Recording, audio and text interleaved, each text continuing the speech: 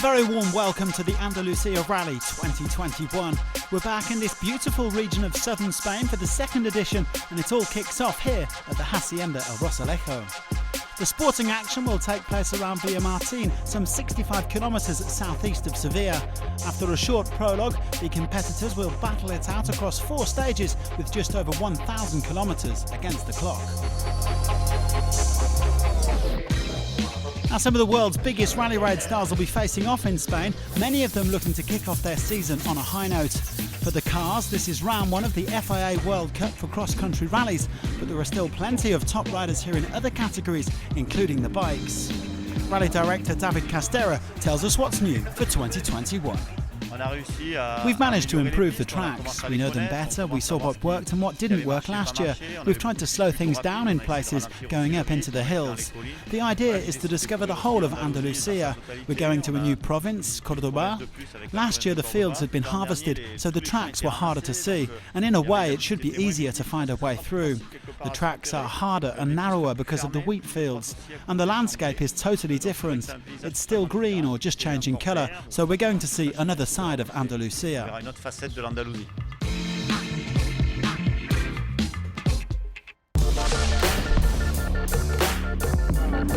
Well, the big news in the bikes is that Pablo Quintanilla has joined the Monster Energy Honda team. The Chilean's move was only announced the day before the rally, so he didn't have much time to get to grips with the CRF 450 rally. Quintanilla didn't overdo it in the short 8-kilometre prologue, finishing 27 seconds down in 9th place. It was an impressive start for the Hero Motorsports team, all 3 of their riders in the top 4. Sebastian Buller only lives 300 kilometres away in Portugal, and that's basically a daily commute for a rally rider. He knows this terrain well, although that doesn't mean he can't occasionally stray off course. 3rd place for the German. The tracks between the wheat fields are narrow and they kick up a lot of dust, so all of the riders were keen to be up at the front. Joan Barreda's also here with Honda, and the Spaniard put the hammer down, only missing out on the win by a solitary second. Joaquim Rodriguez won the prologue in 6 minutes and 13.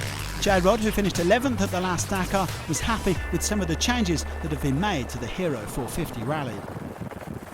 This is a good beginning.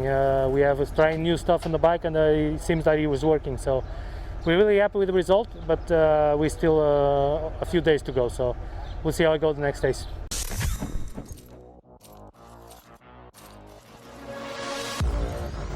On to stage 1 with Sebastian Buller once again in 3rd. The German pointed out that the high grass can hide the dangers and the ruts on the tracks, so you have to be super careful.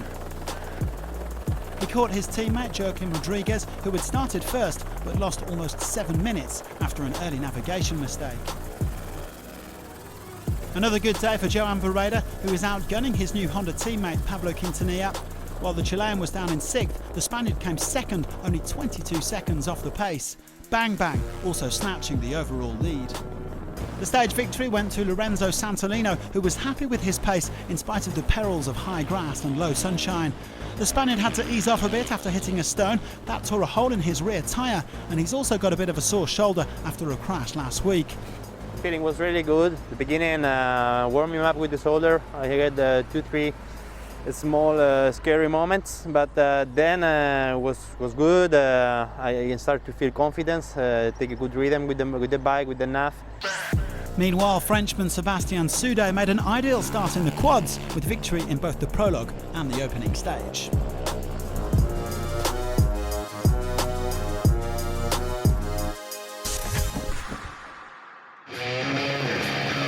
A long second stage, 339 kilometres, and Joaquim Rodriguez said it was pretty sketchy in places. He managed to keep his hero on the tracks, but dropped to 5th after a late penalty. Franco Caimi was pretty happy with his efforts and says he's getting used to the new bike. The Argentine did get a bit turned around at one point and he had some issues with his rear brake, but otherwise a solid day in 4th. It looked like Joan Barreda had extended his overall lead after setting the fastest time despite a minor crash, but he was slapped with a 4-minute penalty for speeding and dropped to 2nd. Today's enduro-style tracks weren't really Pablo Quintanilla's cup of tea. He's more of an open desert man, but he still had the best outing of his week so far in 3rd.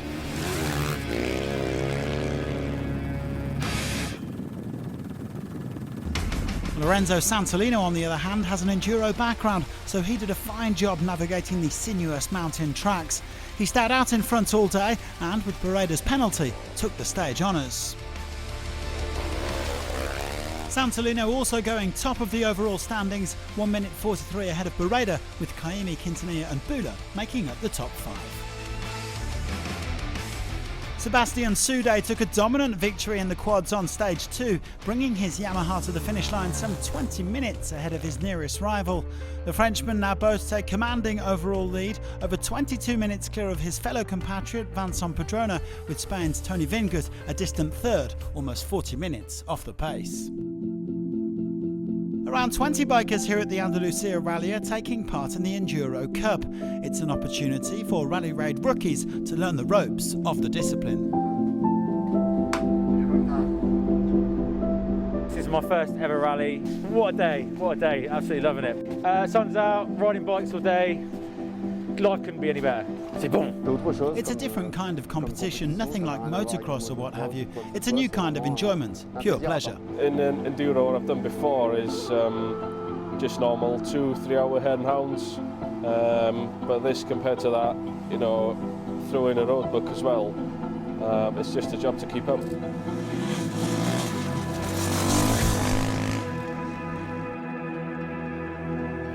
The sun rising on another beautiful day in Andalucía, with almost 300 kilometres for the bikers to cover.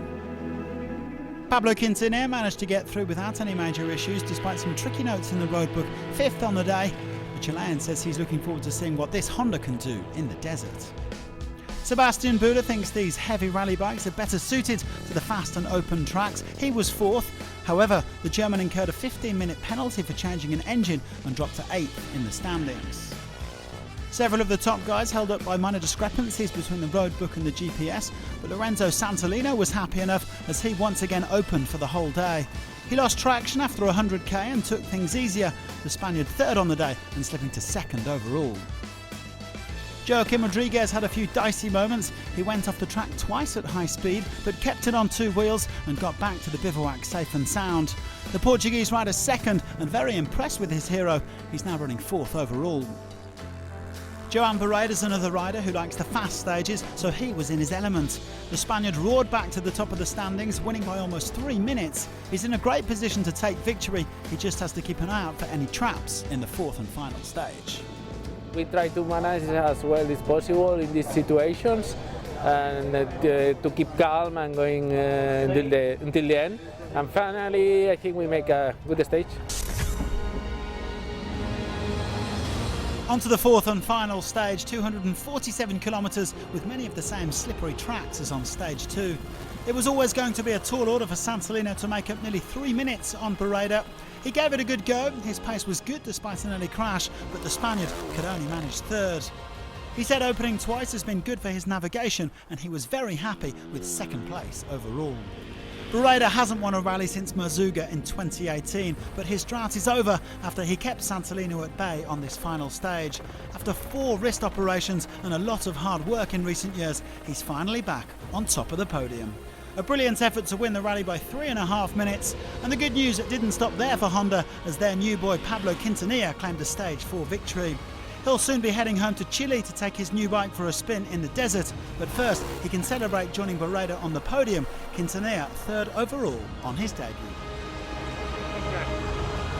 It was not easy, really hard, really demanding rally, short 4 days, but really explosive.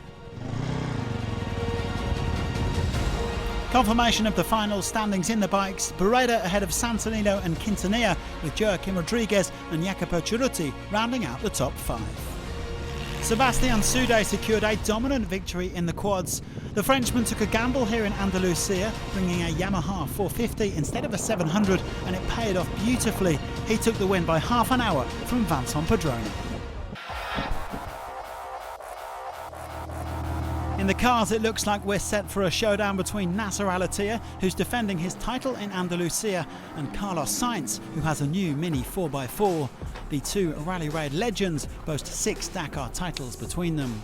Well, Sainz admitted he wasn't feeling too confident in his new car in the first few days. It's been around a decade since he last drove the Rally 4x4.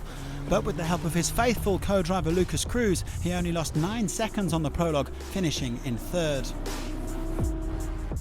It's no real surprise to see Vaidotas Zala up towards the front. The Lithuanian's been going from strength to strength in recent years, and a brilliant stage win at Dakar 2020 really put him on the map. He's back after a 5-month break and went second fastest. But on a day where the top 5 were separated by just 23 seconds, Nasser Al-Attiyah found that extra something special, as he so often does. The Qatari clocking 5 minutes 50 to beat Zala by just 3 seconds, the defending champion off to the ideal start. Good stage, you know. Okay, it's not easy, very narrow, and we did really good job. We are here, you know, to enjoy and to defend our title from last year also. The performance of the day on stage 1 belonged to Erik van Loon. The Flying Dutchman set off in 18th place, but he went storming through the field to finish 5th and go 5th overall. Vladimir Vasiliev still getting to grips with the quick and narrow tracks, and he didn't quite get the settings right on his BMW on stage 1. Last year's World Cup Bajas winner 4th on the day and 4th in the standings. Sainz said he spent more of this stage fighting his own car than his rally rivals. He got a little bit turned around at one point and lost around 2.5 minutes, a frustrating outing for El Matador. But another good day for Vaidotas Zala, who looks keen to establish himself as one of the top names in this discipline. The Lithuanian had a few spins, but he stayed second overall. Can he take the fight to the big boys? In his own words, time will tell.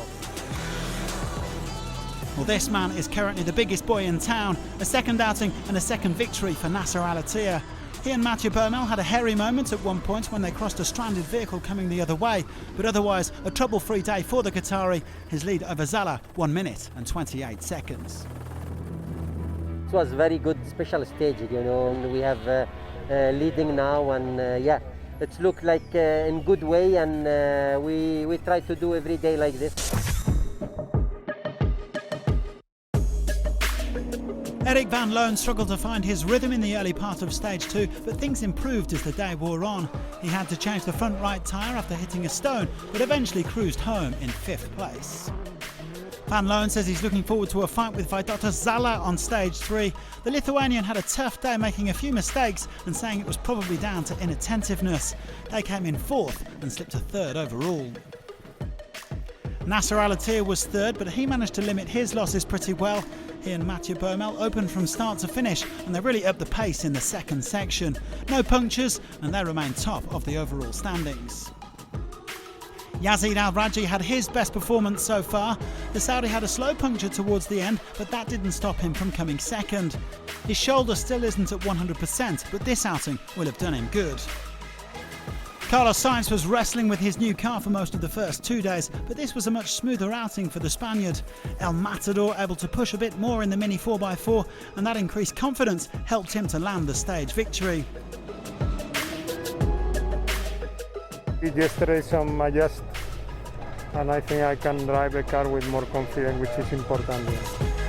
Overall, Al-Attiyah leads Sainz by 1 minute 26. There's now a gap of nearly 5 minutes back to Zala in 3rd. There's a new face on the mini stand here in Andalucía. Matthias Ekstrom, a former World Rallycross champion and a 3-time winner of the Race of Champions. Yeah, I mean, the life in rally raid is very different to what I've done before. The stages have no pace notes, you have to drive on what you see. Also, the stages are very much longer than normal rally. I think the cool thing is that you can drive in really rough terrain, and a mixture of nice roads, field roads, really aggressive mountains, sand dunes. So I think when you're full gas on the power here, it's most of the time spinning wheel driving sideways. So it's a lot of fun, but sometimes I wish we would have more traction to go faster forward. Well, Ekstrom had his best day of the rally on stage 3, coming 4th, and that was impressive considering his co-driver Emil Bergqvist had a bad stomach. The Swede had a really good flow at the start, especially with the heavier fuel load, although the rear-wheel drive Mini began to slide around a bit more as the stage wore on. Everything went well today for Carlos Sainz. He and Lucas Cruz only lost a handful of seconds when they briefly took the wrong road. The Spaniard finished third and stays second overall, though he has a fair chunk of time to make up to the leader, Nasser Al-Attiyah. Yazid Al-Rajhi set a good tempo all day and he finished second. The Saudi said it was more than perfect to be back up to third overall, given the time he lost on stage 1.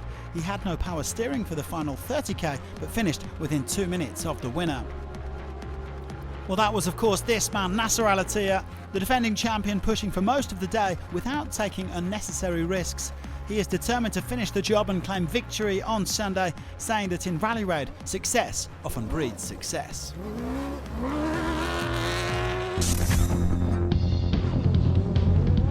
Matthias Ekstrom didn't take too many risks at the start of the week, saying Rally Raid rookies have to be smart, but his confidence in the Mini has grown and he swept in the end to 5th overall. The Swede setting himself up for the long haul in this discipline with a Dakar victory in his crosshairs. Nasser Al-Attiyah went into the final stage with a lead of almost 5 minutes, and that meant he could afford to take it a little bit easier. The Qatari successfully defending his title. He's also promised to come back next year and target the hat-trick. For Carlos Sainz, this was a one-off experience in the 4x4, but a useful one. He's also been mentoring fellow Mini teammate Leia Sanz as she gets to grips with the T1 cars. El Matador said that if the rally had started today, he might have been able to give Al-Attiyah more of a fight, but he contented himself with the stage 4 win and second overall.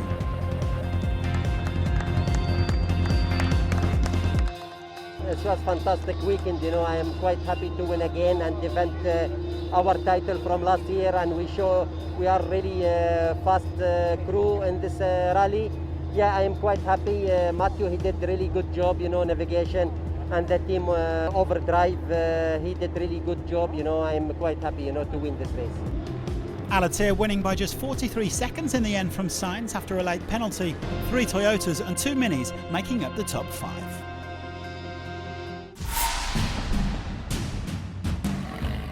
The Red Bull Off-Road Junior team will take some beating in the lightweight vehicles. Their all-star lineup features Seth Quintero, Mitch Guthrie, new boy Guillaume Demevius and Cristina Gutierrez. Well, the OT3s set out their stall in the prologue with all 4 of their drivers in the top 5. Defending champion Guthrie was second, just ahead of Rui Carneiro, third last year and winner of the Road to Dakar Challenge. The Red Bull Armada led home by their newest member, Guillaume Demevius, son of the Belgian rally driver Gregoire. He has clearly got speed in the blood. He only finished a few seconds behind the T1 cars, a perfect start for Demevius with his new team.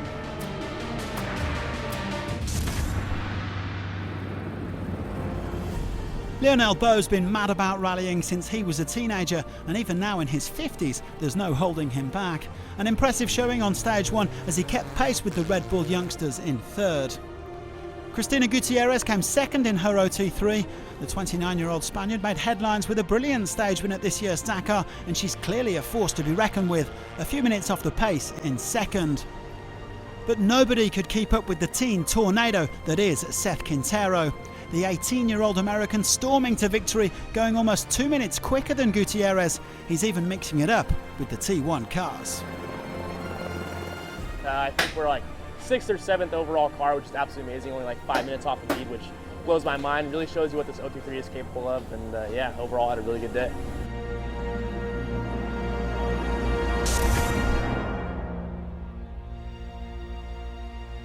One really good day followed by one really bad day for Quintero. Disaster for the American as his OT3 suffered gearbox failure on the way to the start of stage 2. Cristina Gutierrez didn't have quite as much trouble as her Red Bull teammate, but she lost around 8 minutes on the stage, while the defending champion Mitch Guthrie was second. These OT3s may be limited to 130 kilometres an hour, but on the twisting tracks of Andalucía, they're giving the T1 cars a run for their money. Guillaume Demevius scooping stage honours to make it a Red Bull 1-2-3, the Belgian winning by over 6 minutes to storm into the overall lead. We drive well, we didn't have any problem, we just did a good stage and we won, so good second day. Demevius and his experienced co-driver Tom Colsall opening up a gap of 6 minutes and 7 seconds on Gutierrez. There was another Red Bull 1-2-3 on stage 3 in exactly the same order as stage 2. Cristina Gutierrez had a better day, even if she lost her intercom at one point. Plenty of local support for the Spaniard as she cruised home in third. Mitch Guthrie happy with his pace and handling. The defending champion tore up his OT3 pretty badly on stage 1 but limited his losses, and after coming second today, he's back up onto the podium. Guillaume de Mévius taking his second straight win to increase his overall lead to around 11 minutes. The 26-year-old says his rally background is ideal for this spin around Andalucía, but he may find it harder to keep up with his teammates in the desert. We've seen the strengths of the Red Bull OT3 throughout this rally, but also the weaknesses. Gearbox failure ending de Mévius' hopes of taking victory on his debut and also costing Guthrie a serious amount of time. Their loss was Lionel Beau's gain. The Frenchman's had a great time this week, saying his Zephyr has really progressed. With the Red Bull woes, he climbed up to second overall, a great effort after winning the Phoenix Rally last month. Victory though went to Cristina Gutierrez, a reward for her patience and consistency. The Spaniards described last year's Andalucía Rally as a turning point in her career, and she will now have plenty of fond memories of 2021 as well. Yeah, it's incredible. I am a little bit shy, but it's nice because it's Spain, it's my place, it's my favorite place, of course, and I'm very happy to stay here again. Gutierrez winning by a handsome margin from Beau, with another Frenchman, Jean-Luc Pisson, sneaking onto the podium. Camelia Liparot is enjoying a change of pace at this rally. She's acting as co-driver for Eric de Sen, the president of Yamaha Europe, who has treaded the boardroom for the bivouac. With my job, I have all reason not to be there. Camelia is hitting my head and saying, no, you have to go back to the field. You must experience yourself. And I love this kind of easy and full connection with teams, drivers, riders. Normally I am a driver, but this rally I am co-driving, so I am learning a lot. It is very interesting, especially that we have an electronic roadbook for the first time, so everything is new for me. Eric is driving very well, fast and safe.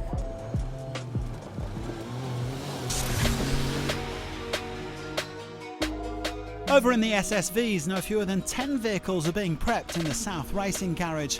Among them are the Monster Energy Can-Am duo of Austin Jones and Aram Domsala. The Polish star is defending his crown in Andalucía. Well, Domsala set the pace in the prologue, but he was set to plummet down the standings after a big crash on stage 1. Khalifa Alatia, Nasser's younger brother, was just 9 seconds off the pace in his Can-Am Maverick.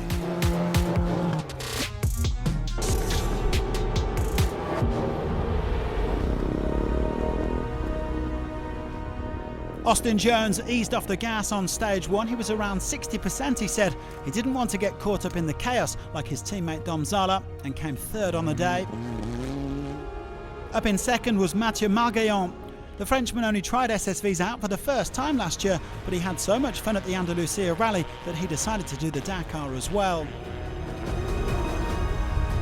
Khalifa Alatia took the stage honours, making it 2 wins for his family on the same day. The Qatari is really stepping out of the shadow of his brother Nasser and showing great pace alongside French co-driver Xavier Panzeri. It was a fast second stage with just 40 seconds separating the top 3. Austin Jones got into a bit of trouble after taking the wrong road, but he pushed in the second sector and limited his losses. He's second overall and confident he can still win the rally. Aram Domsala's hopes of defending his title went up in smoke on stage 1 after that big crash, but he was able to get back on the tracks today, the pole second, despite getting caught up in the dust. But it's surprise package at Khalifa Alatia who still leads the way.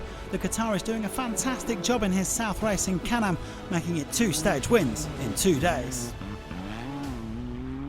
His lead over Jones, 5 minutes and 25 seconds. At this rate, they're going to need to make more space in the Alatia trophy cabinet.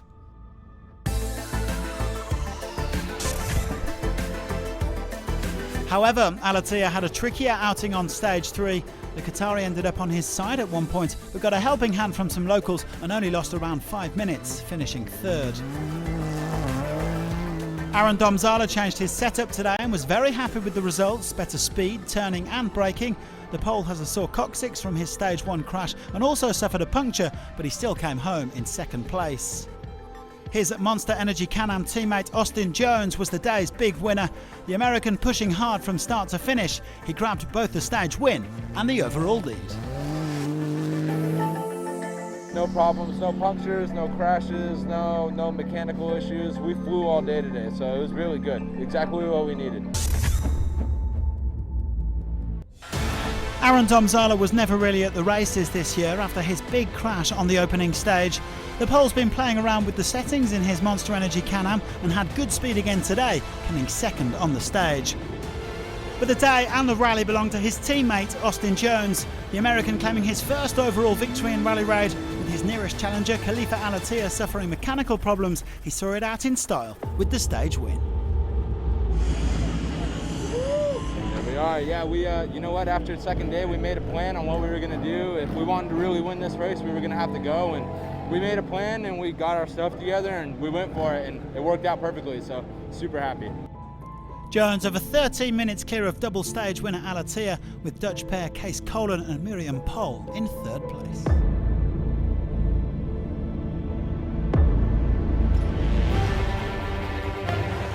Well, it's certainly been a memorable second edition of the Andalucía Rally. Thanks very much for joining us, and do tune in again next year.